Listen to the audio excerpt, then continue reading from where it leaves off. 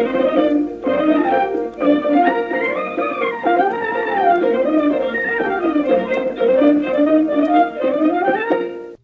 সংবাদ চলন্তিকাত শুনক প্ৰধানমন্ত্ৰী সূৰ্যঘৰ আঁচনি সম্পৰ্কত অসম শক্তি বিতৰণ কোম্পানী লিমিটেডৰ নতুন আৰু পুনৰ ব্যৱহাৰযোগ্য শক্তি বিভাগৰ মুখ্য মহাপ্ৰবন্ধক বিজয় শংকৰ বৰুৱাৰ সৈতে কথোপকথনত ভাগ লৈছে আকাশবাণীৰ বাতৰি বিভাগৰ মুৰব্বী ৰাজীৱ লোচন বৰঠাকুৰে।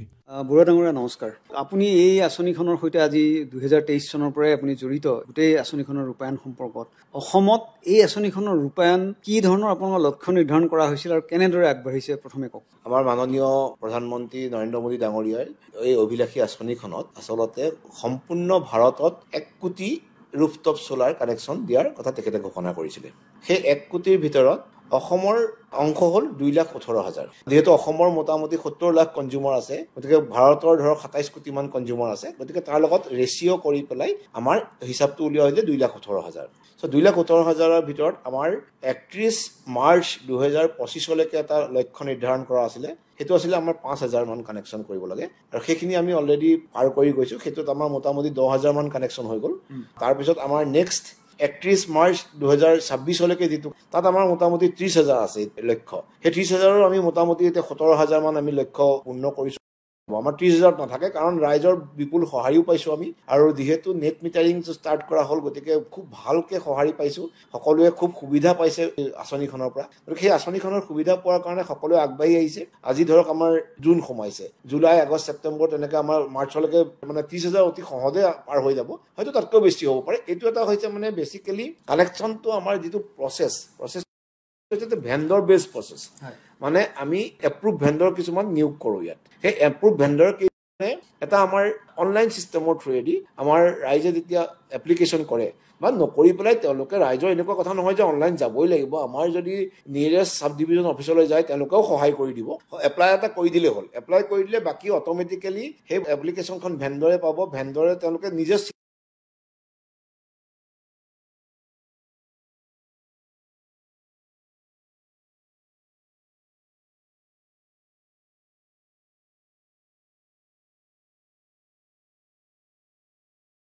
পইচাটো তেওঁলোকে আগতে পইচাটো দিব লাগিব ভেণ্ডৰক। আমি পাৰ কিলোৱাটত মোটামুটি 50,000 পৰা 60,000 টকা, ভেণ্ডৰ সলনি হ'লে অলপমান সলনি হয় ইফাল সিফাল।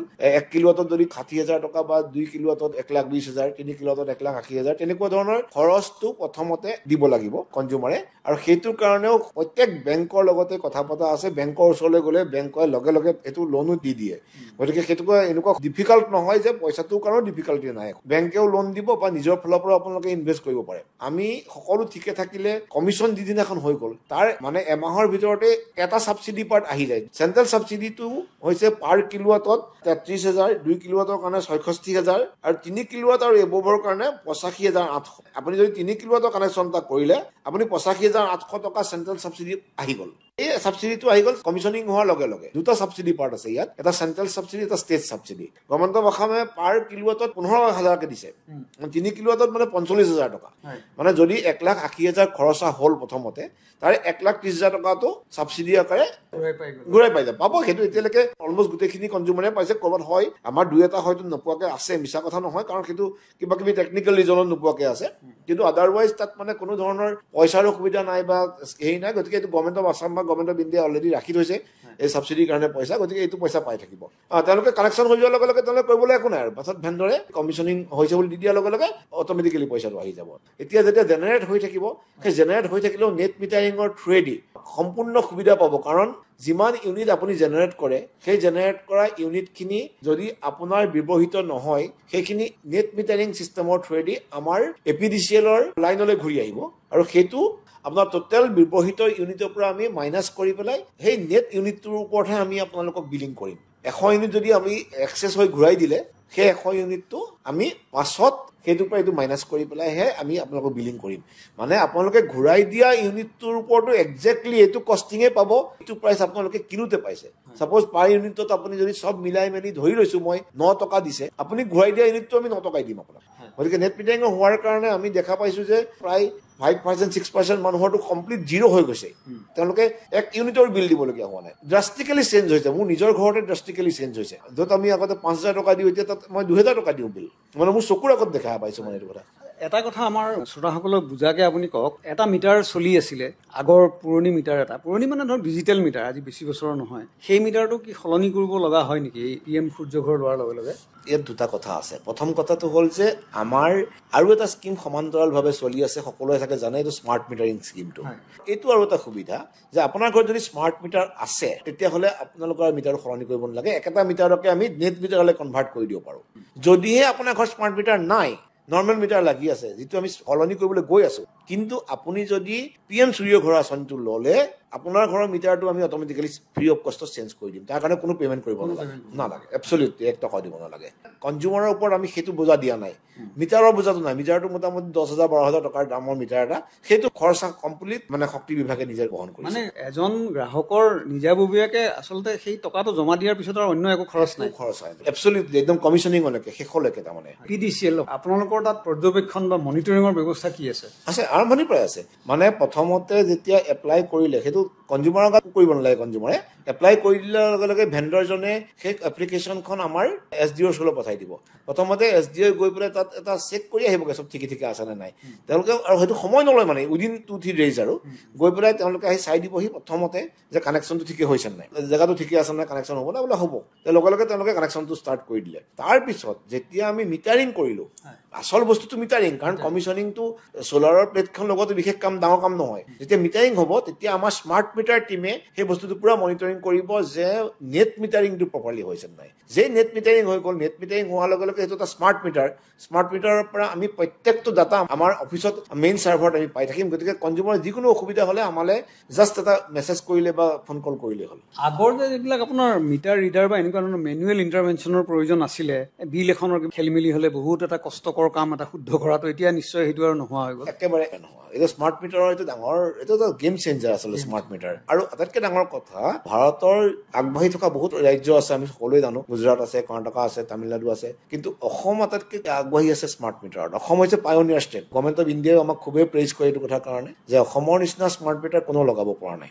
আৰু অসমৰ ৰাইজেও আমাক একদম যদিও অলপ বিৰোধ হৈছিল, তাৰপিছত সেইটো আমি বেয়া পোৱা নাই। নতুন বস্তু এটা আহিলে ৰাইজৰ অকণমান এটা কনফিউজন থাকেই, কি হ'ব পাৰে। এতিয়াতো এইবোৰ নাই, একেবাৰে নাই, কমপ্লিট নাই। আৰু পটককৈ ডাঙৰ কথা যে আমি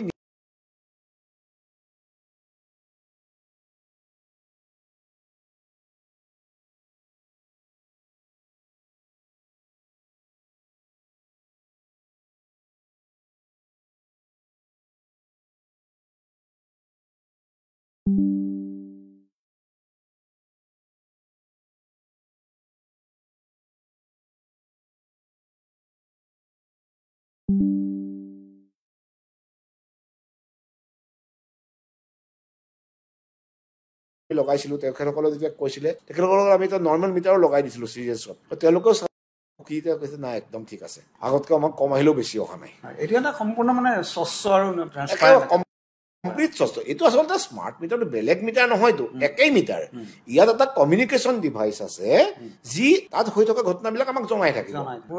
এই ক্ষেত্ৰতে মই আৰু এটা মোৰ প্ৰশ্ন উদ্ৰেক হৈছে যে এই ধৰক এজন PM সূৰ্য ঘৰৰ গ্ৰাহক, নেট মিটাৰ আছে আপুনি যিটো বোলে, কিবা কাৰণত তেওঁৰ স্মাৰ্ট মিটাৰটো কেতিয়াবা ধৰক এফিচিয়েণ্ট, তেওঁৰ ৰিচাৰ্জ নাই, কাট হৈ যাব পাৰে নেকি? অফক'ৰ্ছ পাৰিব, সেইটোতো নৰ্মেল চলি থাকিব। PM সূৰ্য ঘৰৰ ৰুফটপ চ'লাৰৰ যিটো অনলাইন চিষ্টেমটো, তাৰ প্ৰথম কণ্ডিশ্যনটো হৈছে যে আপোনাৰ ঘৰত পাৱাৰ থাকিবই লাগিব।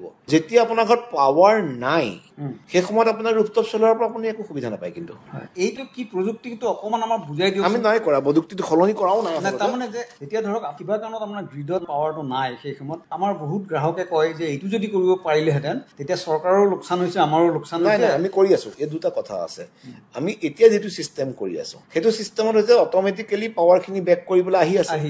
ফৰ এক্সাম্পল, লাইনটো আমি শ্বাটডাউন ল'লো কিবা এটা কথা, আপোনাৰ ঘৰত PM সূৰ্য ঘৰ চলি আছে, সেই পাৱাৰটো আহিলে বেক কৰি পেলাই, তেতিয়া কি হ'ব? ৰিজন ঘটি যাব।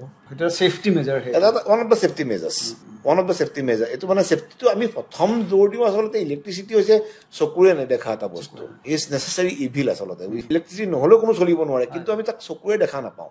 গতিকে আমি যিমান পাৰোঁ সিমান তাৰ কাৰণে সাৱধানতা অৱলম্বন কৰাৰ প্ৰয়োজনীয়তা। তো আপুনি যিটো কথা ক'লে সেইটো পচিবল। সেইটো এতিয়া নতুনকৈ আমি বেটেৰী ষ্ট'ৰেজৰ কথাটো ভাবি আছোঁ। বেটেৰী ষ্ট'ৰেজৰ কাৰণে আমি নিজৰ ফালৰ পৰা, অসম শক্তি বিতৰণ ফালৰ পৰা আমি 250 মেগাৱাটৰ বেটেৰী ষ্ট'ৰেজ আমি কৰিবলৈ গৈ আছোঁ ইন এ টাইম। মানে তো তেতিয়া কি হ'ব, যিখিনি দিনত চ'লাৰ প্ৰডাকশ্যন হ'ব এই যে ৰুফটপৰ পৰাও এক্সেছ হ'ব পাৰে বা আমি ডাঙৰ ডাঙৰ কিছুমান প্ৰজেক্ট কৰি আছো ক'ৰবাত 50 মেগাৱাট ক'ৰবাত 70 মেগাৱাট ক'ৰবাত 80 মেগাৱাট ক'ৰবাত 100 মেগাৱাট তাৰ পাৱাৰ খিনিও আমাৰ দিনত এক্সেছ হ'ব দিনত যদি এক্সেছ হৈ যায় সাপোজ আমাৰ ইণ্ডাষ্ট্ৰি ইমান নাই সেইখিনি পাৱাৰ কি হ'ব সেইখিনি পাৱাৰ উইল ষ্ট'ৰ আমি ষ্ট'ৰ কৰি পেলাই ৰাতি যেতিয়া পিক আৱাৰ্ছ হ'ব পিক আৱাৰ্ছত আমি আকৌ এৰি দিম সেইটো কিমান দিন মান লাগিব বুলি আপোনাৰ অনুমান 2 বছৰ 1 বছৰ হৈ যাব এনেকুৱা প্ৰজেক্ট এটা আপুনি ক'ব পাৰে নে ক'ত চলি আছে এনেকুৱা বেটাৰী আমাৰ কুকুৰমৰা গ্ৰিড ছাবষ্টেচনত তাতে মাতি লৈছো আমি আমাৰ এঞ্জেল বুলি এটা কোম্পানী আছে OTPC আৰু APDCL ৰ মাজত এটা জইণ্ট ভেঞ্চাৰ হৈছে আমাৰ তাৰ আমি এঞ্জেল বুলি এটা কোম্পানী ফৰ্ম কৰিছো সেই কোম্পানীটো হেড অফিচটো আপুনি যাব পাৰে মই তো এজন ডাইৰেক্টৰ সেইটো অফিচ আমাৰ 6 মাইলত আছে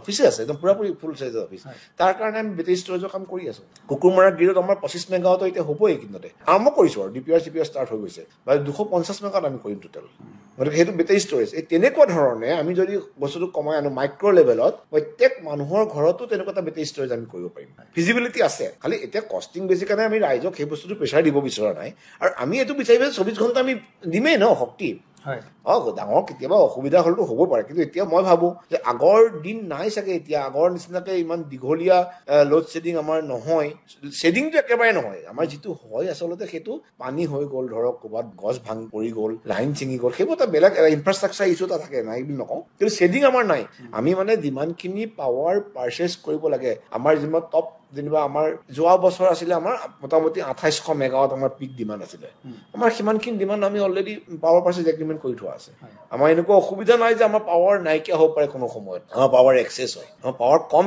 একেবাৰে আগৰ যিটো আছিলে যে পাৱাৰ নাই কাৰণে আমি লোড শ্বেডিং কৰোঁ সেই লোড শ্বেডিঙৰ চিষ্টেম এতিয়া নাই আৰু মোৰ বোধেৰে আপোনালোকে যেতিয়া প্ৰিপেইড স্মাৰ্ট মিটাৰলৈ গ'ল তেতিয়া আপোনালোকৰ হাতত যিটো পুঁজিটো আহিব লগা আছিল আগৰ বিলৰ পিছত আহিবলৈ সময় লাগে মানুহে নিদিয়াকে থাকে ইমান এফিচিয়েণ্ট নাছিলে চিষ্টেমটো এতিয়া এইটো বৰ এইটো কাৰণে হৈছে এইটো মানে ক'লো ন আপোনাৰ গেম চেঞ্জাৰ বুলি হয় এই স্মাৰ্ট মিটাৰ হৈ গ'ল লগতে প্ৰিপেইড স্মাৰ্ট মিটাৰ আৰু গভৰ্ণমেণ্ট অফ ইণ্ডিয়াৰ নটিফিকেশ্যনখনৰ মতে আমি কৰিবলগীয়া হৈছে এইটো হৈছে তেওঁলোকে প্ৰিপেইড স্মাৰ্ট মিটাৰ মানে স্মাৰ্ট মিটাৰ নহয় মানে এতিয়া মই ভাবিছো সকলোৱেতো সুখী কাৰণ আমি প্ৰত্যেক দিনাখনৰ হিচাপ দি আছো যে কিমান আপুনি খৰচ কৰিছে আমি এতিয়া নতুন আমাৰ উইদিন মান্থ আপোনালোকে পাই যাব প্ৰত্যেক ঘণ্টাৰ এভৰি আৱাৰত আপুনি কিমান কৈছে আপোনাৰ নিজৰ মোবাইল টিপি পেলাই আমি গম পাব যে প্ৰত্যেক ঘণ্টাত আপোনাৰ ঘৰত কিমান ব্যৱহাৰ হৈ আছে ইলেক্ট্ৰিচিটি গতিকে আপুনি ৰেডি হৈ থাকিব পাৰিব যে মোৰ অলপ বেছি হৈছে দেই ক'ত কিবা এটা কোনোবাই গিজাৰটো অন কৰি থৈ গুচি আহিলে নেকি কিমান কেনেকে বেছি হৈছে পটকে চালে আপুনি লগে লগে ঘৰত ক'ব পাৰে যে আপুনি চাচোন মোৰ ঘৰত গিজাৰটো অন হৈ থাকিলে নেকি মই গা ধুবলৈ গৈছিলো চ' আৰু সঁচা কথা ক'বলৈ গ'লে অলমষ্ট 46% মান মানুহৰ